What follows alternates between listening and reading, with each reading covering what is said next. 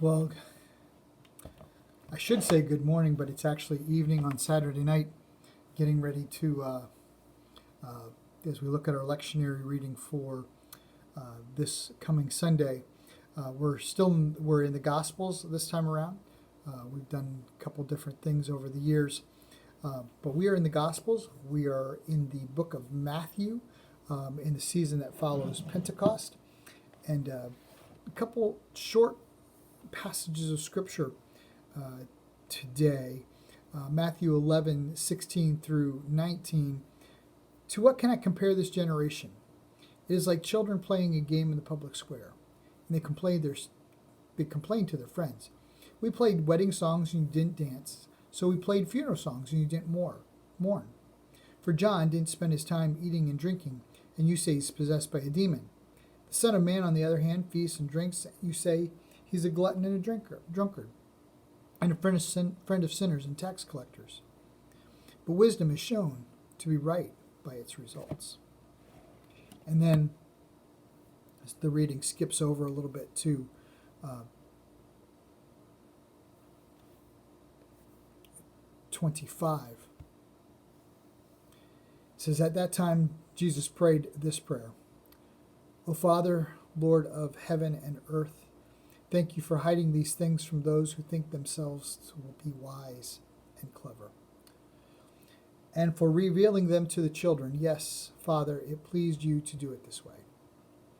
My Father has entrusted everything to me. No one knows truly the Son except the Father, and no one truly knows the Father except the Son, and those whom the Son chooses to reveal to him. Then Jesus said, come to me, all you who are weary and carry heavy burdens, and I will give you rest. Take my yoke upon you. Let me teach you, because I am humble and gentle in heart, and you will find rest for your souls. For my yoke is easy to bear, and the burden I give you is light.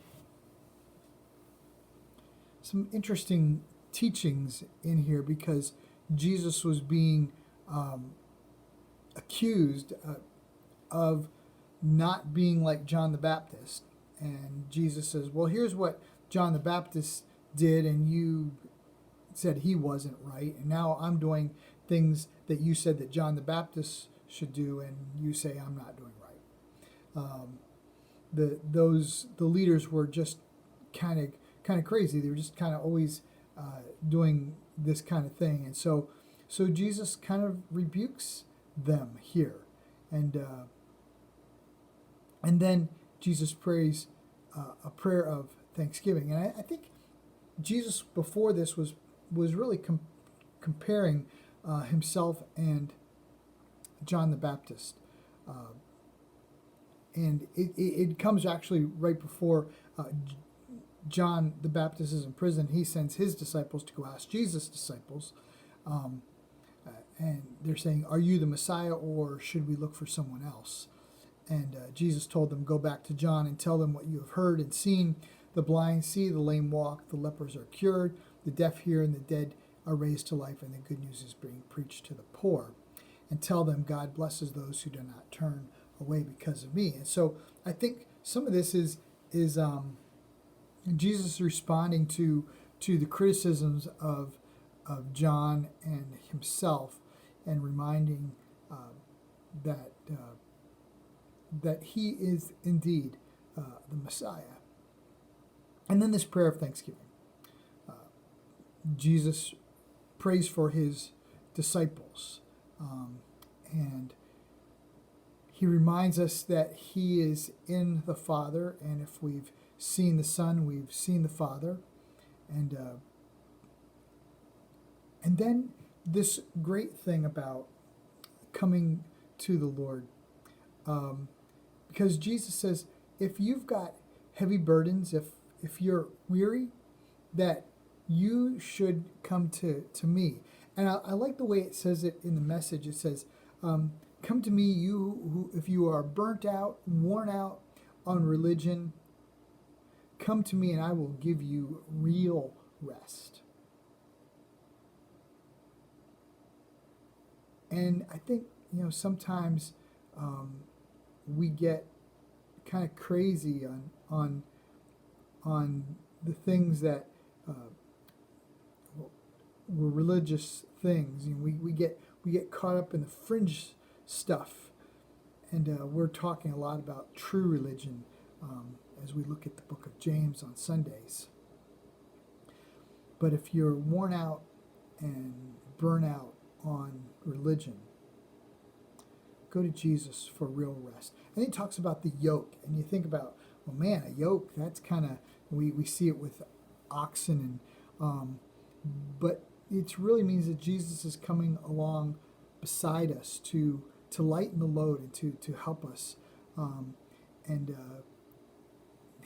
Jesus' yoke is easy to bear. And I think tonight, as we continue, as we hear new news about coronavirus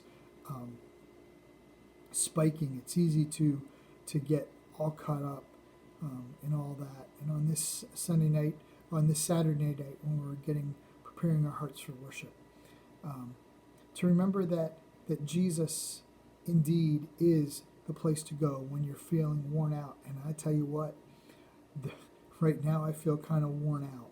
I feel worn out.